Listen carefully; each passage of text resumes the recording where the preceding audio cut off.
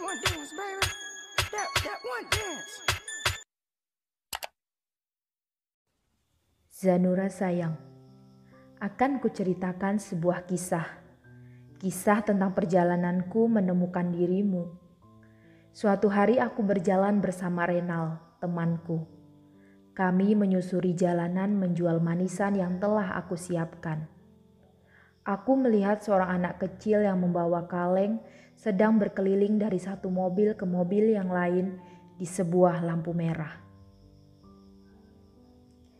Setiap kita bertemu, gadis kecil berkaleng kecil, senyummu terlalu kekal untuk kenal duka. Tengadah padaku pada bulan merah jambu, tapi kotaku jadi hilang tanpa jiwa. Ingin aku ikut gadis kecil berkaleng kecil, pulang ke bawah jembatan yang melulur sosok. Hidup dari kehidupan angan-angan yang gemerlapan, gembira dari kemayaan riang. Duniamu yang lebih tinggi dari menara katedral, melintas-lintas di antara air kotor, tapi begitu yang kau hafal. Jiwa begitu murni, terlalu murni untuk bias membagi dukaku.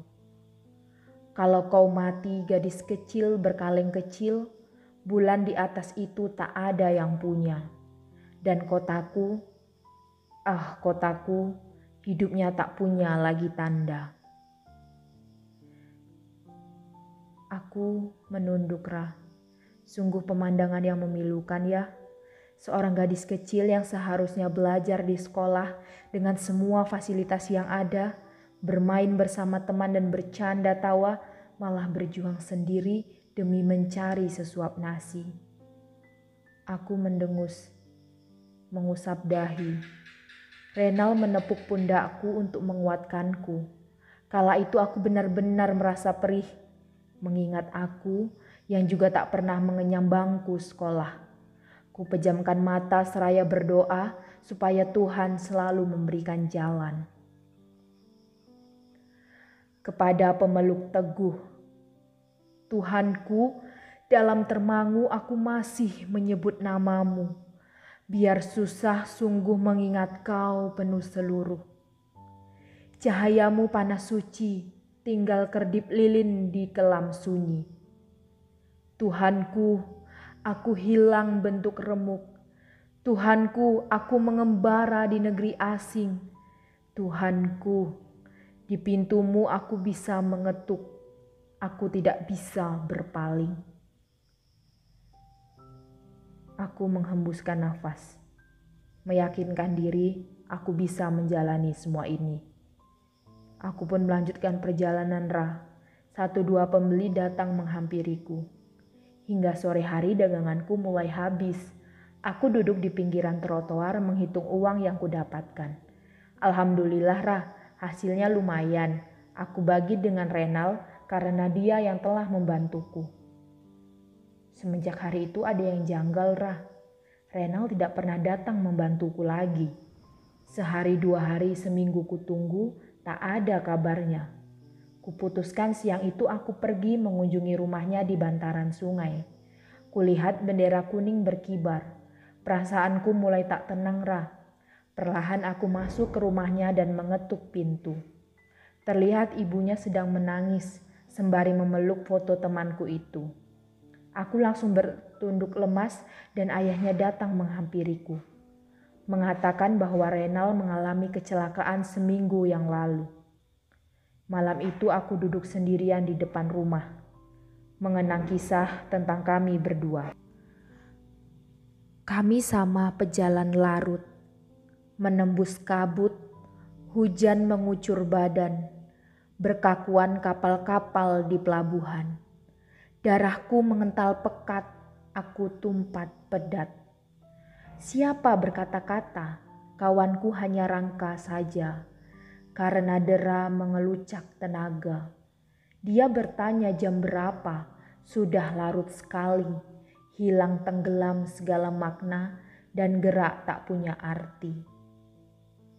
Saat itu adalah masa tersulit bagiku Ra. Aku harus menjalani hidup seorang diri lagi. Ketika ayah dan ibuku tiada, Renal adalah satu-satunya keluarga yang kupunya. namun kini Yang Maha Kuasa pun telah merenggutnya. Aku sadar sedih tiada berarti. Aku pun mulai menata kembali daganganku agar aku bisa jual esok hari.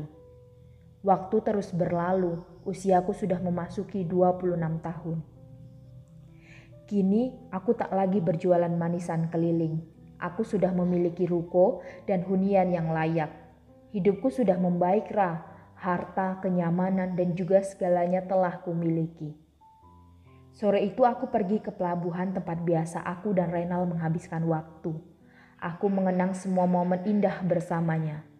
Dulu kami berjanji akan membuka ruko manisan bersama dan berkelana hingga keluar negara. Kini semua sudah terjadi, tapi tidak bersamanya. Aku sedih namun aku juga bahagia. Keinginan kami berdua ternyata menjadi kenyataan, walaupun dia telah tiada. Hanya satu yang kurang, Ra, cinta. Ini kali tidak ada yang mencari cinta. Di antara gudang, rumah tua, pada cerita tiang serta temali. Kapal perahu tiada berlaut, menghembus diri dalam mempercaya mau berpaut. Gerimis mempercepat kelam, ada juga kelepak elang. Menyinggung muram desir hari lari berenang, menemu bujuk pangkal akanan tidak bergerak. Dan kini tanah dan air tidur hilang ombak. Tiada lagi, aku sendiri berjalan menyisir semenanjung masih pengap harap. Sekali tiba di ujung dan sekalian selamat jalan. Dari pantai keempat, seduh penghabisan bisa terdekap. Aku kembali ke toko.